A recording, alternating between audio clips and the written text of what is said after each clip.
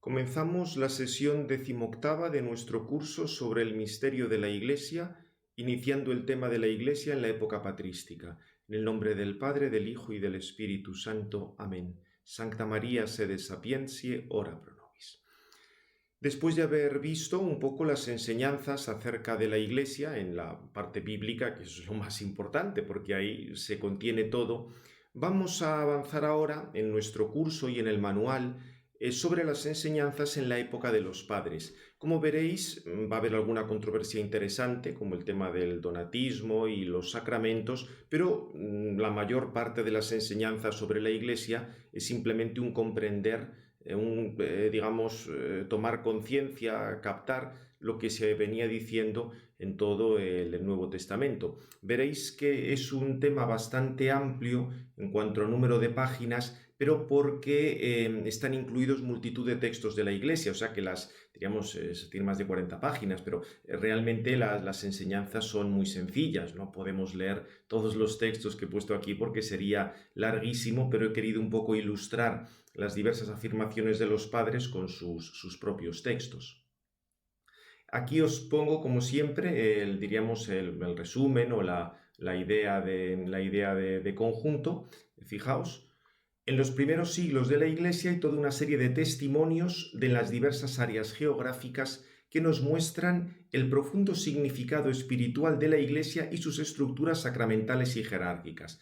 En lo de la época prenicena es lo que vamos a ver, testimonios sobre esto. Se habla de la Iglesia, se hace referencia a estructuras de la Iglesia, se hace referencia a los sacramentos en la Iglesia, puntos que son fundamentales.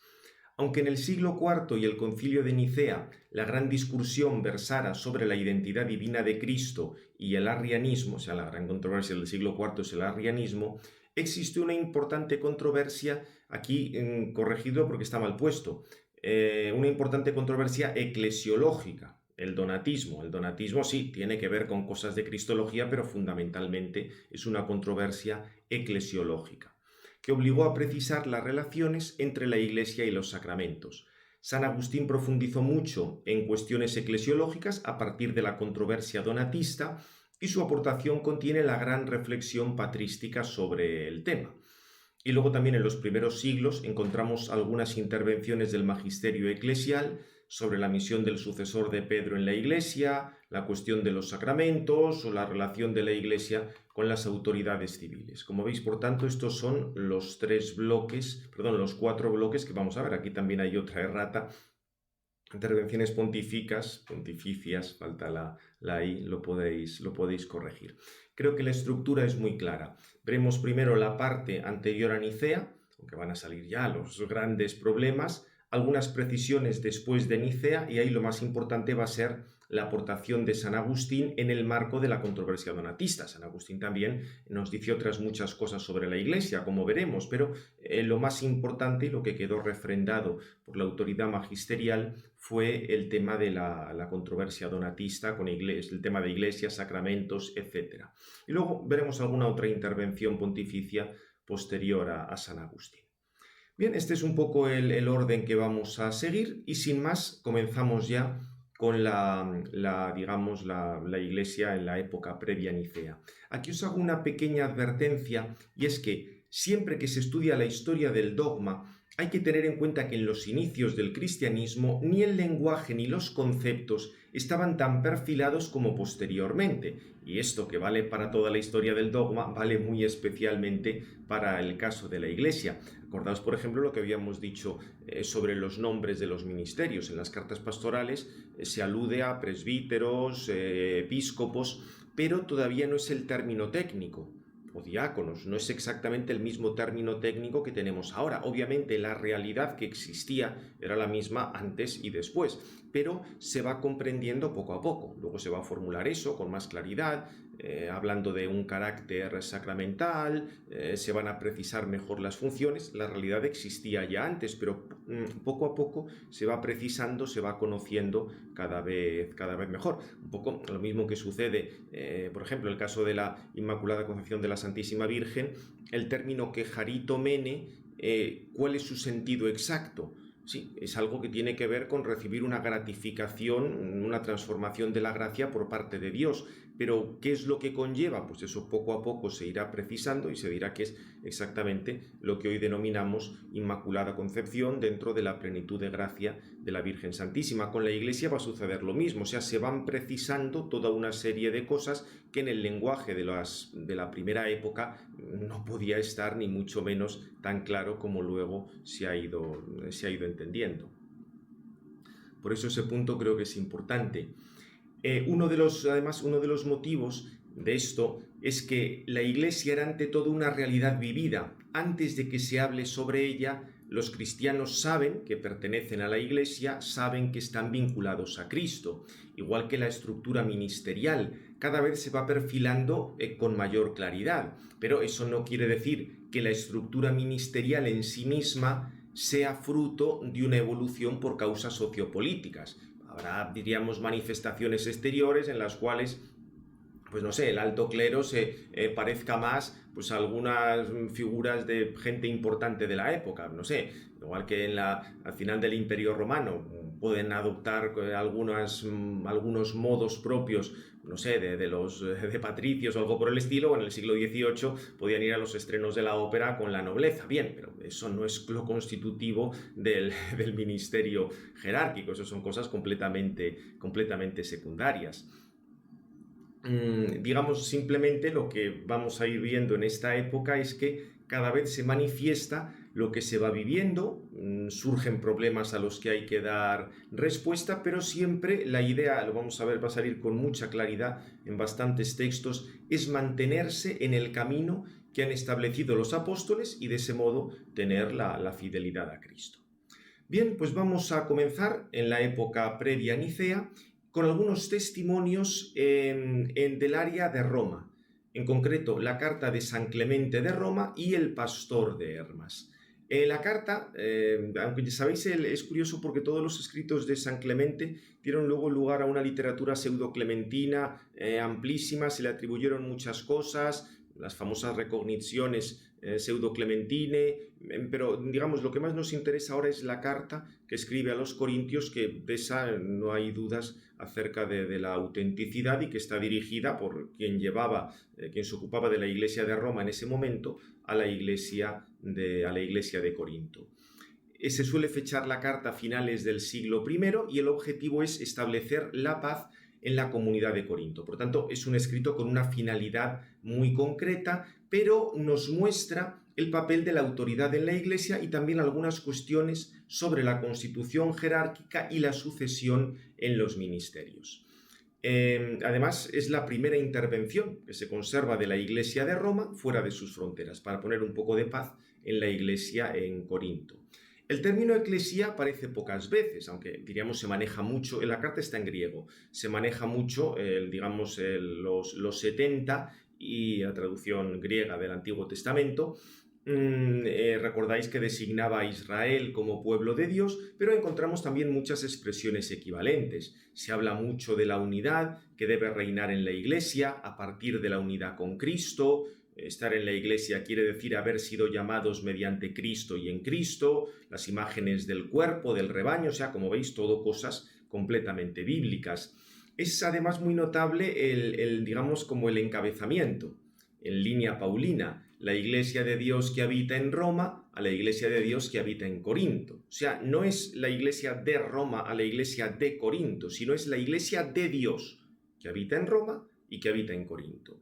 Considera además que es la multitud de los elegidos los que forman la Iglesia, y aquí o sea, hay continuidad con expresiones de los Hechos, con expresiones de San Pablo, etc. Los capítulos que más nos interesan son el 42 y el 44, porque hay una referencia al ministerio eclesiástico. Clemente insiste en que el ministerio procede de Cristo y que fue regulado por los apóstoles y después de ellos hombres insignes, emplea esa terminología, continuaron estableciendo ministros. Y por eso dice que los corintios no podían de ellos por su cuenta deponer a los presbíteros, porque habían quitado algunos presbíteros y el Papa, San Clemente les dice que no, porque el establecer presbíteros es una cosa que viene de los apóstoles, que ellos han dejado a otros hombres insignes para que establecieran esos, digamos, esos miembros de la jerarquía o del orden. Claro, evidentemente este planteamiento choca contra la idea típicamente protestante del ministerio y por eso se ha tratado de desvirtuar este texto, pero lo que te está diciendo aquí la carta de Clemente es que el poder establecer ministros es algo que procede de los apóstoles y eso es algo que pasa a otros. O sea, está un poco refiriéndonos a lo que San Pablo encargó a Timoteo y a Tito, porque a Tito y a Timoteo les encarga que ellos provean de presbíteros para las comunidades. Entonces, lo que les está diciendo el Papa Clemente es, si establecer presbíteros es algo que procede de los apóstoles y que a su vez procede de Cristo, pues no podéis quitar a los presbíteros porque os caigan mal o por cualquier cosa que no tiene sentido. O sea, no es que tengamos la terminología, los obispos son sucesores de los apóstoles o que se reúnen en una conferencia episcopal o algo por el estilo, no. Simplemente se dice que que los apóstoles han dejado unas personas que a ellos les corresponde establecer esos ministerios. Sin ese presupuesto, la argumentación de Clemente carecería de sentido. Claro, pretender que esto era una invención de Clemente y que los corintios lo iban a aceptar así por las buenas era evidentemente una ingenuidad. De hecho, esta carta fue recibida, fue muy valorada, incluso algunos la quisieron considerar como parte del canon. No es inspirada, pero sí transmite una serie de enseñanzas interesantísimas. Fijaos, aquí viene tenéis aquí el texto. Nuestros apóstoles conocieron, por medio de nuestro Señor Jesucristo, que habría discordia sobre el nombre del obispo, puesto que por esta causa tuvieron un perfecto conocimiento, establecieron a los ya mencionados y después dieron norma para que si morían otros hombres probados, recibiesen en sucesión su ministerio. Así pues, no consideramos justo que sean arrojados de su ministerio los que fueron establecidos por aquellos, o después por otros insignes hombres, con la conformidad de toda la Iglesia y sirven irreprochablemente al pequeño rebaño de Cristo, con humildad, callada y distinguidamente, alabados durante mucho tiempo por todos. Pues tendremos un pecado no pequeño si a los que han ofrecido los dones irreprochable y santamente los arrojamos del episcopado. Bien, hace alguna reflexión más. Interesante, fijaos, la terminología sacerdotal para los ministros. Los que han ofrecido los dones irreprochable y santamente.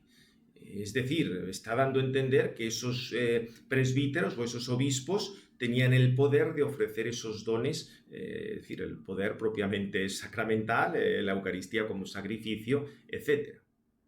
Bien. También el otro punto, obviamente, es que la Iglesia de Roma está interviniendo en otros lugares. No es que haya una teología del primado, pero de hecho es la primera actuación de Roma en ese sentido. Fijaos que el tono de la carta es exhortatorio, pero se están dando órdenes y se exige obediencia. Siempre se apoya en una autoridad de Dios. O sea, esto es importante. Cuando hablamos de estas intervenciones de Roma, no es una noción de una intervención de autoridad, digamos, al tipo nominalista o voluntarista, que aquí la ley es simplemente la voluntad del que manda. No. Si interviene la Iglesia de Roma, es porque sabe que hay un mandato de Dios que hay que custodiar. Y como él está a la cabeza, en este caso Clemente, tiene que recordar ese mandato. O sea, acordaos que en cualquier ley positiva, sea civil, sea eclesiástica, la fuerza por la que obliga procede de una ley superior, sea la ley natural o sea la ley divina positiva. Es decir, que si Cristo ha establecido ese ministerio, es obligatorio que todos lo mantengan. ¿Quién lo debe urgir? ¿Quién debe dar la orden en concreto? Aquel que está a la cabeza. Por eso es lógico que, en este caso Clemente, el Papa, ante una desobediencia respecto a la ley de Dios, tenga que intervenir. Y ya digo, la fuerza de su intervención viene no porque él tenga las llaves o él tenga la autoridad y lo que diga por el hecho de decirlo él sea ley. No, se apoya en que esto procede del mandato de Cristo. O sea que, diríamos, claramente es una intervención de la autoridad, pero aquí se entiende perfectamente. O sea, la fuerza de la autoridad viene de lo que Dios ha establecido. No de una cosa completamente arbitraria. Fijaos, si algunos desobedecen a lo que ha sido dicho por él por medio de nosotros, sepa que se ligarán a una falta y peligro no pequeño. Fijaos que aquí está muy bien presentado. La obediencia se da a lo que Cristo ha establecido. Lo que tiene que hacer, en este caso el Papa o cualquier autoridad, es recordarlo, es, diríamos, urgirlo. Por supuesto que habrá alguna serie de cosas mucho más, digamos, no tan serias como estas en el campo del derecho al que a una autoridad le va a corresponder, pues, distribuir algún tipo de cargo. Bien, eso ha variado enormemente a lo largo de la historia y no es tan importante como esto. Pero en esto que es lo fundamental, la obediencia viene porque Cristo ha establecido así las cosas y lo que tiene que hacer la autoridad es urgirlas, es insistir en que se deben cumplir. Bien, esto respecto a la famosa Prima Clementis, primera carta de Clemente. Otro escrito del área de Roma, que es algo enormemente misterioso, es el Pastor de Hermas. Sobre quién era Hermas, para algunos es un Hermes, Orígenes suponía que era uno que está citado, cuando San Pablo en la carta a los romanos pone esa cantidad enorme de saludos, aparece también un Hermes, para Orígenes ese era el autor de esta obra llamada Pastor. Para otros padres, en cambio, era hermano del Papa Pío, que vivió en el siglo II, a principios del siglo II. Por eso, en cualquier caso, esa hipótesis se acepta más, se suele situar en la primera mitad del siglo II. Lo que pasa es que probablemente recopile textos todavía más antiguos, porque es una estructura realmente extraña. Es una persona a la que se le vamos a este Hermes, se le presenta un mensajero celeste que le trae una serie de visiones, de mandatos, de cosas, o sea, van apareciendo también parábolas, o sea, es una cosa un poco extraña.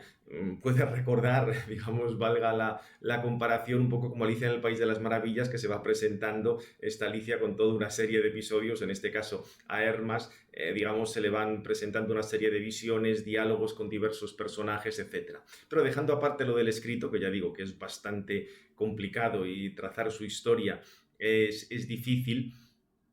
En cualquier caso, aparecen cosas muy interesantes sobre la Iglesia. En primer lugar, la Iglesia se presenta como una Iglesia preexistente, o sea que ya existía antes incluso de la creación y por eso se presenta como una anciana. Fijaos el texto. Cuando dormía, hermanos, recibí una revelación de un joven hermosísimo que me decía: ¿quién crees que es la anciana de la que recibiste el libro? Respondió: la Sibila.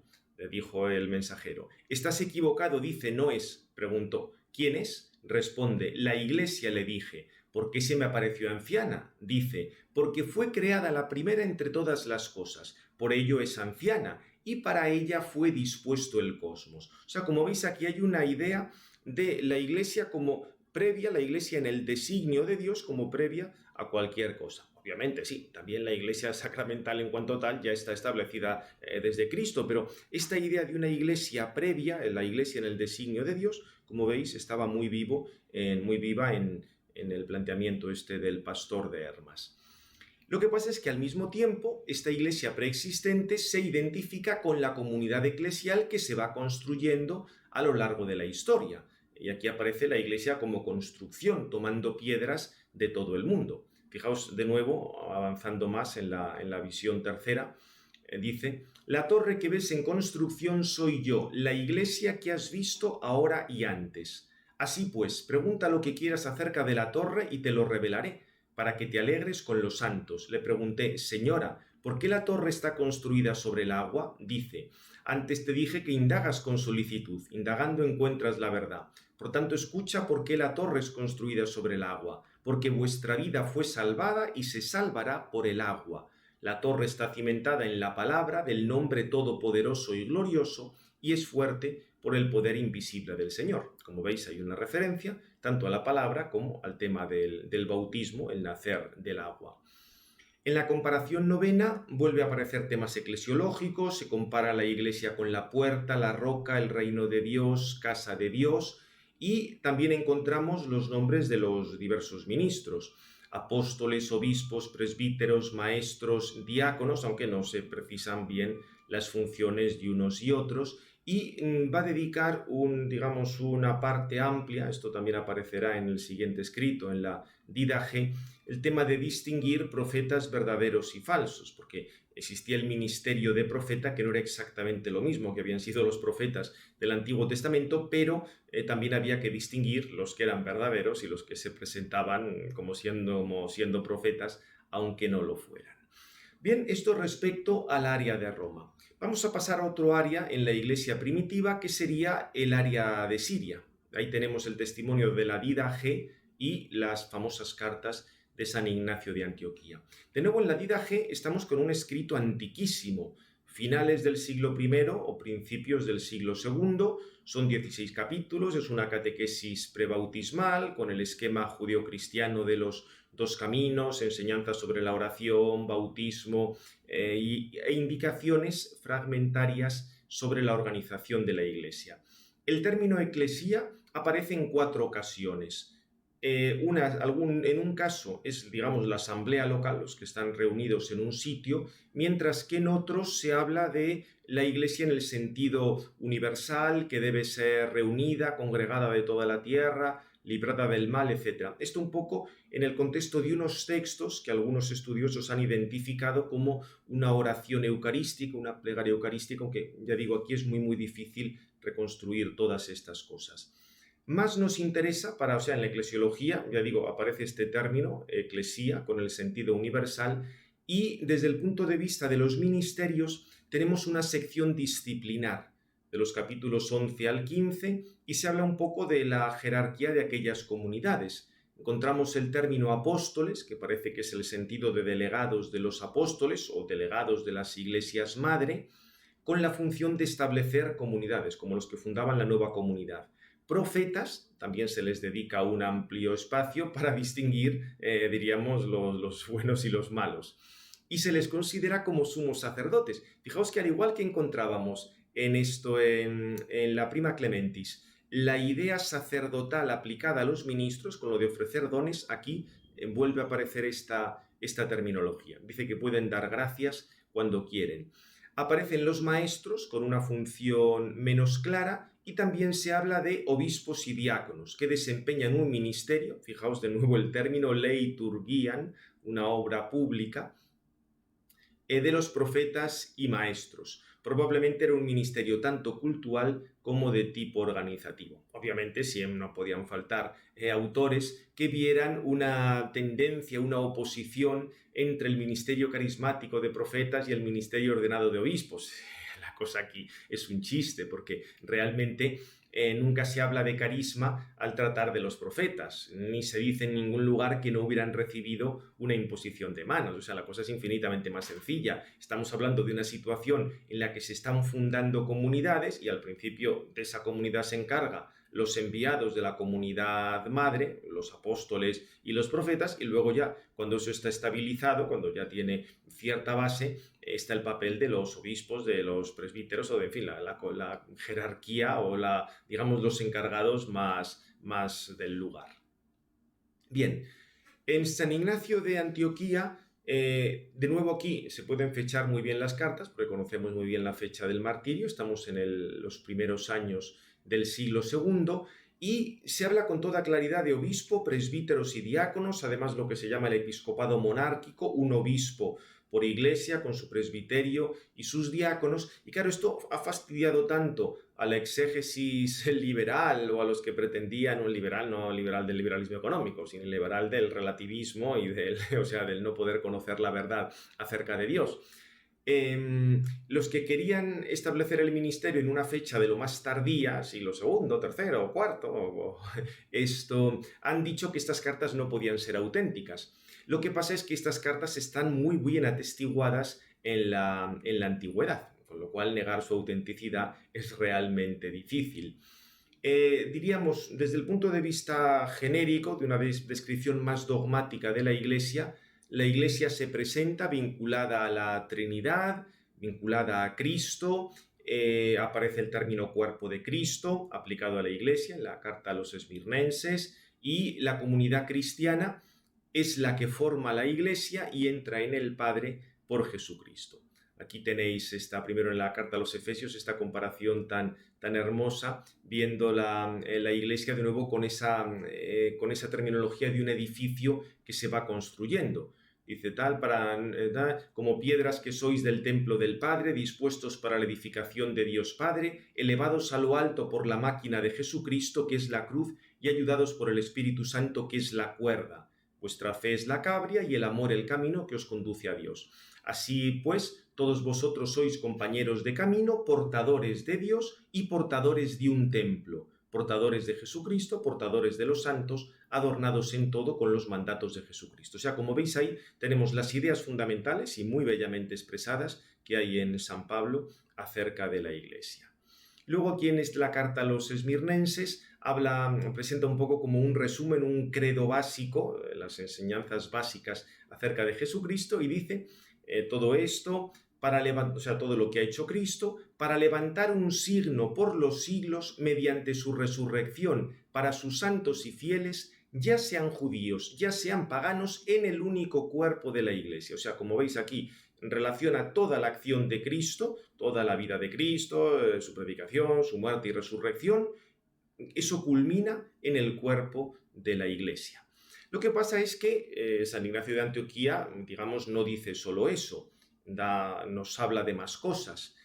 Nos deja claro que la unidad de la Iglesia requiere una estructura jerárquica, teniendo expresiones muy fuertes. Dice que sin eso no hay Iglesia, sin el obispo tampoco se puede celebrar la Eucaristía. En realidad, todo es una consecuencia de que la Iglesia está fundada sobre los apóstoles y su ministerio permanece en la Iglesia por los presbíteros y obispos, y así se garantiza esa unidad que Cristo ha querido de la Iglesia. Fijaos, por ejemplo, en la carta a los Tralianos: recíprocamente reverencien todos a los diáconos como a Jesucristo, así como al obispo, que es figura del Padre, y a los presbíteros como al Senado de Dios, y como a la asamblea de los apóstoles. Sin aquellos no existe la Iglesia. Se está hablando del papel central que tienen los ministros en la Iglesia. Todo esto, repito, a principios del siglo II.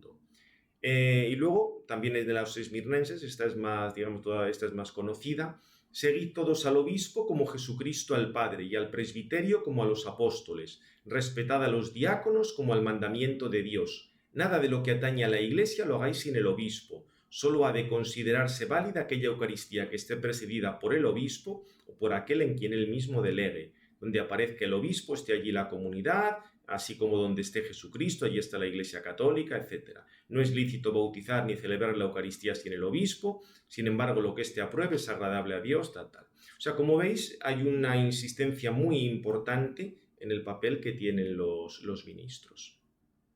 Esto es lo que se denomina el episcopado monárquico, o sea, un obispo por diócesis rodeado de su presbiterio y sus diáconos. Como veis, ya aquí tenemos la terminología fijada, porque en el Nuevo Testamento no era demasiado precisa, porque ya vimos que episcopos y presbíteros no eran términos técnicos, sino términos comunes, pero aquí ya han adquirido el uso técnico que les damos ahora. Y pues así vemos perfectamente cómo se ha, diríamos, estabilizado el ministerio en la provincia de Asia, que además esto no debía ser algo solo exclusivo de allí. San Ignacio insiste mucho en ese carácter de Iglesia universal, y de hecho el primero que emplea el término católica, o sea, la Iglesia según la totalidad, según la universalidad, es San Ignacio en la carta a los esmirnenses. Se extiende a toda la tierra, abarca a todos los pueblos, y esta Iglesia de Dios vive en las diversas comunidades. O sea que, un poco como lo que habíamos visto respecto a San Pablo o la carta a los Corintios, es la Iglesia de Dios que habita en tal sitio, que habita en tal otro, pero la Iglesia de Dios es una. Y es muy interesante porque luego, cuando habla de la Iglesia de Roma, la última carta la escribe, sabéis, a los romanos que son cristianos, para que no hagan alguna trampa de manera que le puedan librar a él del martirio, porque podían buscar algún enjuague, y aunque iba a ser sacrificado a las fieras allí, pues tratar de salvarlo. Les dice que no se molesten, que él prefiere el martirio. Entonces, en esa carta que les escribe, en el encabezamiento hay una cosa realmente curiosa, porque dice que la Iglesia de Roma preside la caridad. Claro, no nos explica lo que quiere decir con eso, pero fijaos que la caridad suele ser signo de la comunidad cristiana. En cualquier caso, digamos, la Iglesia que está en Roma tiene un papel importante respecto al conjunto de la Iglesia. Ya hemos visto que en un texto un poco anterior la prima Clementis, se habían permitido intervenir en Corinto, que digamos era una ciudad relativamente lejana, por otra parte era una comunidad muy vinculada a San Pablo y sin embargo la Iglesia de Roma se cree con poder para intervenir aquí. Unos pocos años después encontramos esta expresión en San Ignacio, que la Iglesia en Roma preside la caridad. Bien, esto respecto al área del área de Siria. Hemos visto el área de Roma, el área de Siria y tenemos que decir ahora algo de otro área, el área del Asia Menor, lo que se ha llamado la teología asiática, sobre todo con San Ireneo. Es cierto que San Ireneo en lo que está centrado es en la respuesta al gnosticismo, que recordáis que fue la primera gran amenaza global contra la Iglesia, porque el gnosticismo mantenía una terminología eclesiástica, una terminología cristiana, pero el sentido que daban a las palabras era completamente pagano, era completamente ajeno al sentido cristiano.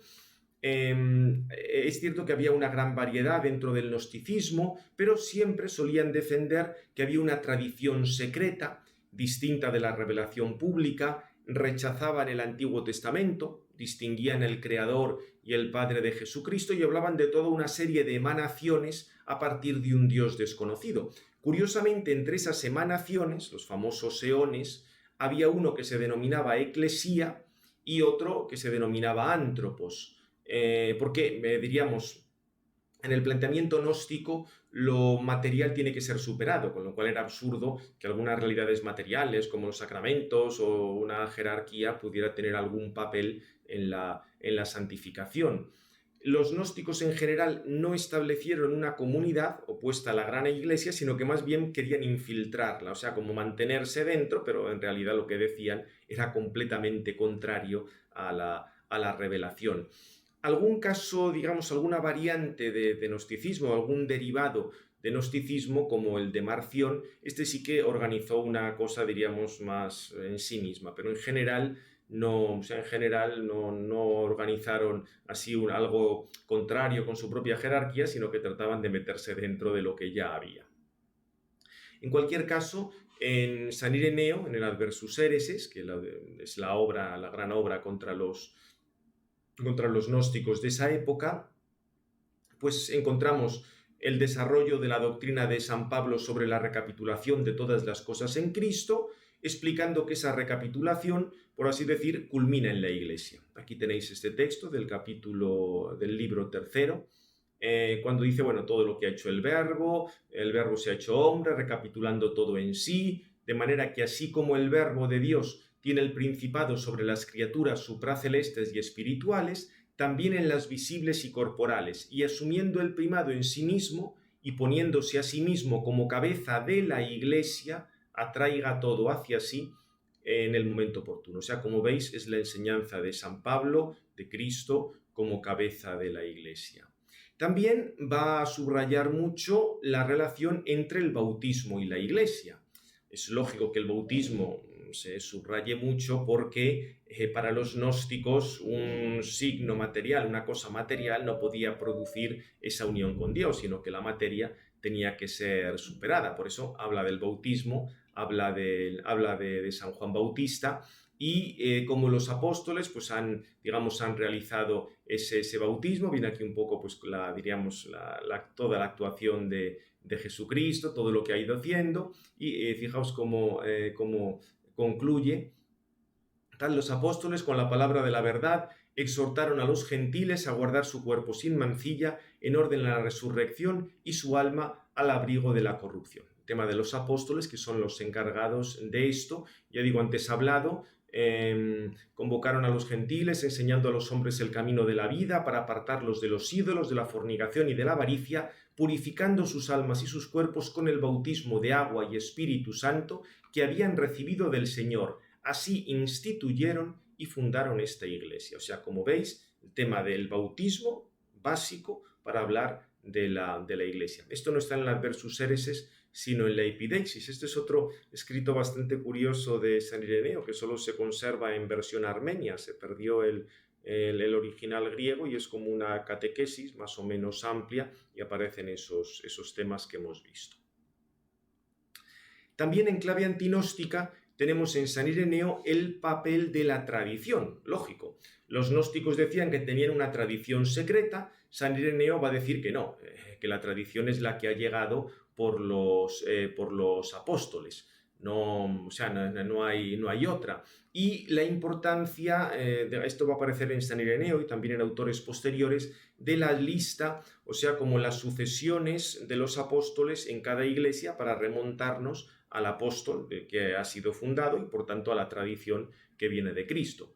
Fijaos, así pues, la tradición de los apóstoles que ha sido manifestada al mundo entero se puede percibir en toda la iglesia para aquellos que quieran ver la verdad, y podemos citar aquellos que han sido establecidos como obispos por los apóstoles en las iglesias y sus sucesores hasta nosotros, que no han enseñado nada de eso, ni siquiera han conocido tales delirios de los gnósticos. Luego dice que es absurdo porque si hubiera habido una revelación secreta, los apóstoles tendrían que haber puesto a los conocedores del secreto a la cabeza, en fin, refuta un poco la argumentación de los gnósticos. Y luego es interesante porque dice que en esto de lo de las listas de obispos, a partir de los apóstoles, dice: pero como sería muy largo para esta obra enumerar las sucesiones de todas las iglesias, nos detendremos en una, la mayor, más antigua y de todos conocida, fundada y constituida por los apóstoles Pedro y Pablo en Roma, mostrando que la tradición que tiene de los apóstoles y la fe que anuncia a los hombres ha llegado hasta nosotros por la sucesión de obispos. Confundiremos a los que de cualquier manera, por autocomplacencia o por vanagloria, o por ceguera o error, se reúnen fuera de lo que es oportuno. O sea, como veis, el tema de la sucesión de los apóstoles, listas de obispos, etc. Y dice que la Iglesia de Roma, dice, es necesario propter potiorem principalitatem, probablemente el original decía diatenicanoteran argen. No conservamos algunos fragmentos del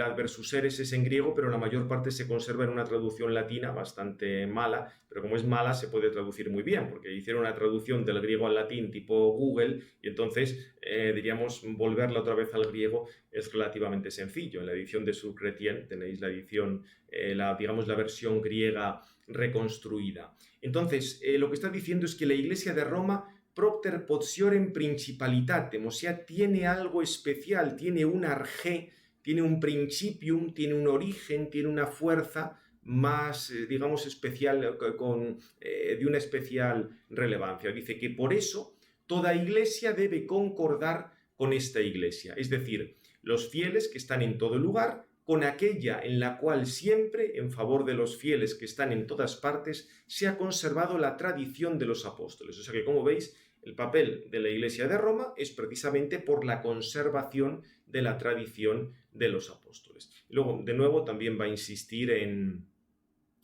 digamos que el conocimiento verdadero nos viene de los apóstoles, hay una sucesión de obispos, etc. O sea, esto aparece en más lugares. Con lo cual, dejamos ya a San Ireneo y estos testimonios del área de Asia y simplemente apuntamos ya brevemente al final de la clase algunos testimonios de la Iglesia en África, que es importante, Tertuliano y San Cipriano. De Tertuliano, recordad que al ver sus obras hay que tener presente su evolución, porque pasó desde posiciones eclesiales hasta defender un misticismo espiritual que despreciaba la jerarquía, porque decían que la jerarquía no tenía el Espíritu Santo, cayó en el montanismo, fundado por Montano y Priscila, y al final fundó su propia iglesia, los priscilianistas. Esto suele pasar. O sea, los que dicen que otro no tiene el Espíritu Santo es porque lo tiene él, y al final tienen que, digamos, organizar ellos su propio chiringuito.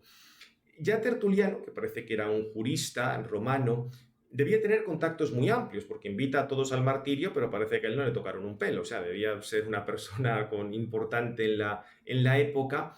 Tiende a no considerar mucho el papel de enseñanza de los obispos, pero sí sigue con toda fidelidad lo que habla San Pablo, la Iglesia como cuerpo de Cristo, el tema del bautismo, que eso fue fundamental en todo el contexto africano.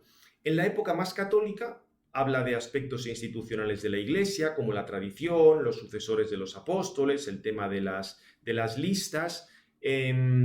Aparece algún apunte al valor que tenía la sede de Pedro, aunque eso no lo profundiza, pero ya en la etapa montanista, diríamos, va a identificar la Iglesia con el Espíritu Santo y dirá que esa es la Iglesia que puede perdonar los pecados. Dirá, fijaos la frase esta final tan graciosa, dice, por tanto, la Iglesia ciertamente perdonará los pecados, pero la Iglesia espíritu, mediante un hombre espiritual, no la Iglesia como conjunto de obispos. Además, bueno, conjunto es una frase demasiado matemática, dice literalmente como numerus episcoporum, podríamos traducir como plebe de obispos o algo parecido. De todos modos, también en Tertuliano es importante, es el primer testimonio que tenemos de que de la muerte de Cristo, del costado de Cristo muerto, nace la Iglesia. En el de Ánima lo da así como algo por supuesto, como algo que todo el mundo aceptaba. Dice, de la herida de su costado se formará la Iglesia, verdadera madre de los vivientes, y el tema de las listas episcopales y cómo de los apóstoles han dejado obispos y que aquí los herejes, si están en contra de la Iglesia, que digan de qué apóstol dependen ellos. Tenéis aquí estos textos. Pone algunos ejemplos. Dice, Policarpo depende del apóstol Juan, Clemente fue ordenado por Pedro, etc. Bien, pues terminamos ya aquí esta primera sesión de la Iglesia en la época patrística. Gloria al Padre, al Hijo y al Espíritu Santo, como era en el principio, ahora y siempre, por los siglos de los siglos. Amén. Del Padre, del Hijo y del Espíritu Santo.